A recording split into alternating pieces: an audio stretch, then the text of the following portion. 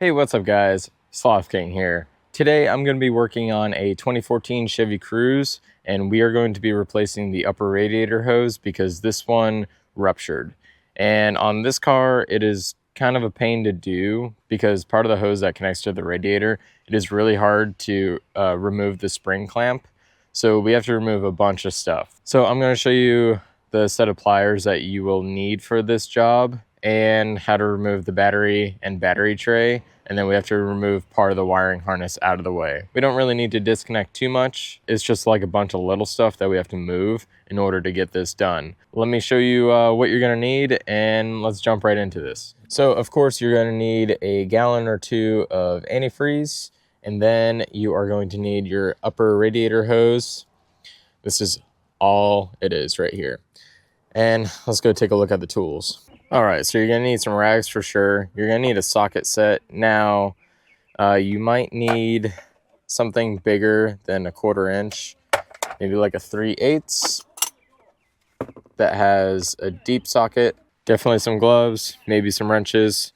Now, these are the pliers I'm talking about. You don't need to get this whole kit. This is actually an inexpensive kit that I picked up, but we're gonna be focusing on this tool right here. So this is just a long set of pliers. When you press the handle, this piece of metal will come down and crimp the spring clamp, and then we should be able to take it off with this. That's pretty much all you're gonna need. And let's see how well this works. You can just pick up these by themselves without getting the whole entire kit. You can get like a cheap pair, or you can get a more expensive pair. More expensive pair is a little bit better. So let's go ahead and see how the budget pair works today. So an attempt has already been made to do this. We need to remove the battery and this battery tray right here, and also this computer. So this is the hose I'm talking about. This got ruptured, and yeah, usually these are pretty easy to replace, but it is in a terrible spot. This hose goes all the way down here, and it connects right down here. I'll show you it later. The main things that we're going to need to remove: there's a bracket that covers the battery. Take that off. It should be a 10mm bolt. All of these are laid out nice and neat. Then there's a couple studs right here that hold the computer on. Also 10mm bolts. So yeah, after you remove this bracket, you remove the computer, you disconnect the positive and negative cables, which the negative cable is just chilling right down here right now. It will go through this loop, and it will connect to this ground on this body right here. You take that off, and then you can slip the whole thing out. So underneath this cover right here, this is going to be a 14mm. If we remove this, we can get this up and out of the way a bit better. All right, with that out of the way, put your hardware back just a little bit. That way you can keep track of everything.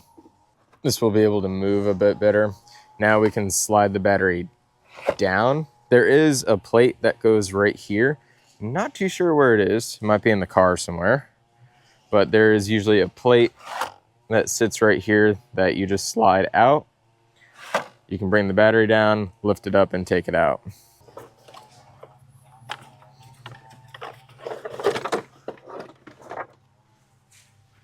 And then inside of here, you should see some bolts. Like I said, this was already taken out. There's gonna be a bolt down here, and then a bolt back here, and then this whole tray, should slide right out. And yeah, if you look at the computer right here, there are 4 studs that go in this thing, 2 on the top and 2 on the bottom. Because on the battery tray, I'll show you right here, 2 on the top, 2 on the bottom. You remove those, and then you'll be able to slide the computer off, and then you can take this whole tray out. This is where the negative battery connects to. You're gonna remove that, and then there is a bolt right here, or a nut, depending on if you replace this or not. But we can just move out of the way. All right, now down here, this cable will also be routed to this stud as well. This is a ground cable. So on this whole wiring harness, there is going to be 2 clips. I believe they clipped onto the battery case. So you pop those out, and then you can move the harness around a bit. And if we look, let me go grab a light. All right, so if we look down here, there's going to be 1 more harness, and there is going to be a zip tie clip right here. You can pop that out. That'll pop right out. And then there's going to be 1 more clip right here. Pop that out.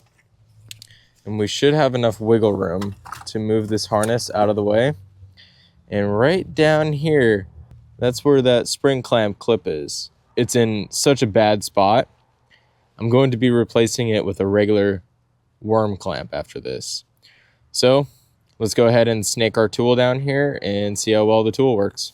All right, this is really hard to catch on camera, but once you move this out of the way, we can put our tool right on the edge of this clamp.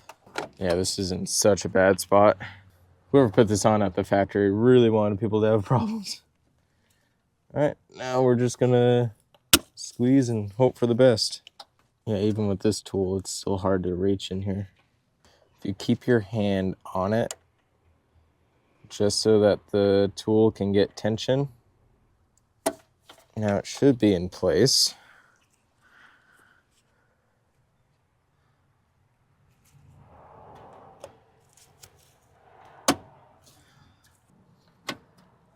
Oh, no, it was on there. Yeah, this is a pain.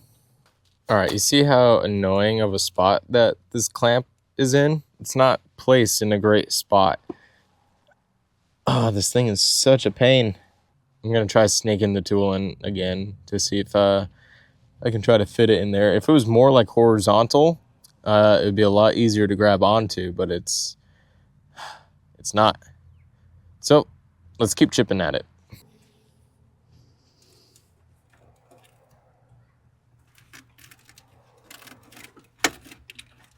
Got it. Oh, Jesus. That is such a pain. That is such a pain. It kept moving around, and I had to go underneath it from the side. Let me show you.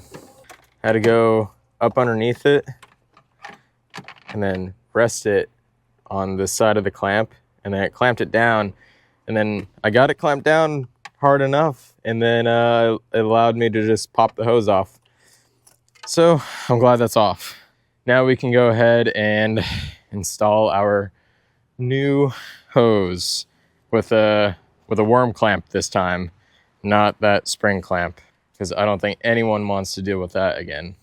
All right, guys, so to make sure that the hose goes on properly, make sure you got the right ends lined up. This is to the radiator, this is to the engine block, and this looks pretty good.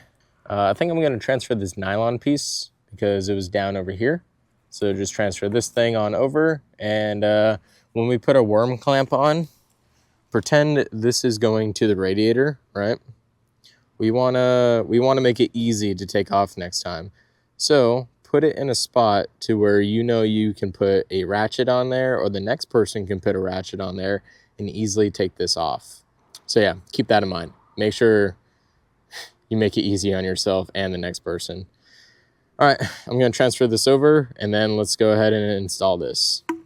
Alrighty, here we go. Let's pop this thing on. It's probably gonna be hard for you guys to see, but all right, and before we tighten anything down, let's make sure we can route our hose to where we need it. On the intake hose right here, there's a little clamp.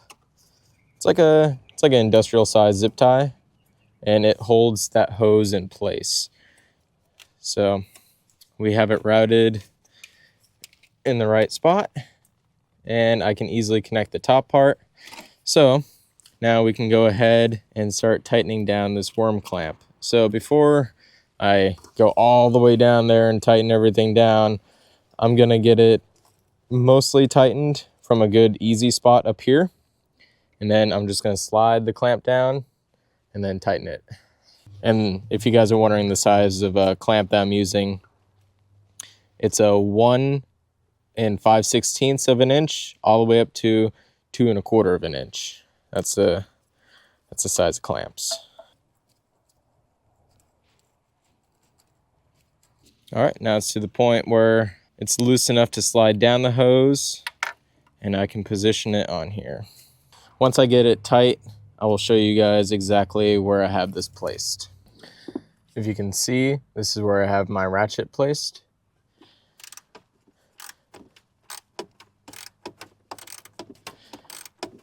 Just get it down tight enough. Oh, goodbye, ratchet. All right, so after sacrificing your ratchet to the car for thanks and making sure that this job was nice and easy, your clamp should be nice and tight, and we can go ahead and put everything back together. We can add coolant to it and then start her up and see if there are any leaks. And if you look right down here, you can see that I placed the top of the worm clamp so it's horizontal, so you can fit a ratchet right down here or a wrench. And that will make this job easier to do in the future.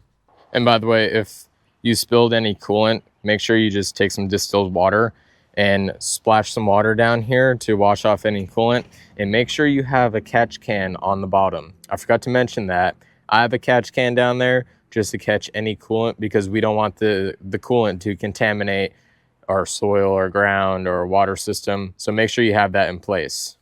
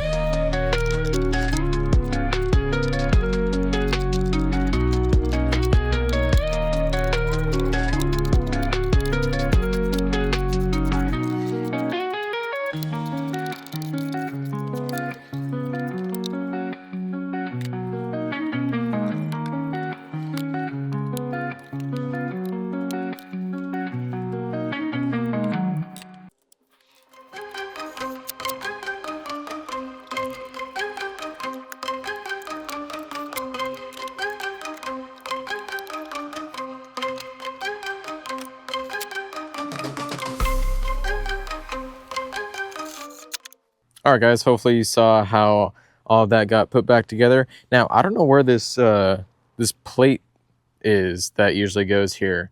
I'm gonna have to ask Marcus where that went, but there's usually a plate that goes right down here.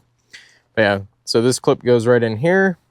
You have a couple of grounds right here, and all these, even on the ECU, all these nuts are 10 millimeter nuts.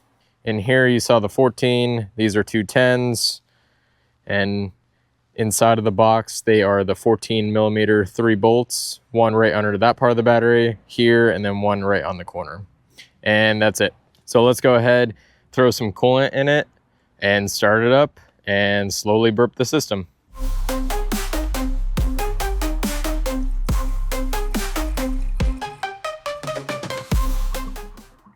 Let's go ahead and start the car and keep an eye on the coolant level. All right, and from here, burping the system is pretty straightforward. Usually you'd have like a special funnel that comes on here. You fill it up, and then as the car warms up, the thermostat will open up and it will cycle air and coolant through the system. The air will come out of here and you'll be fine.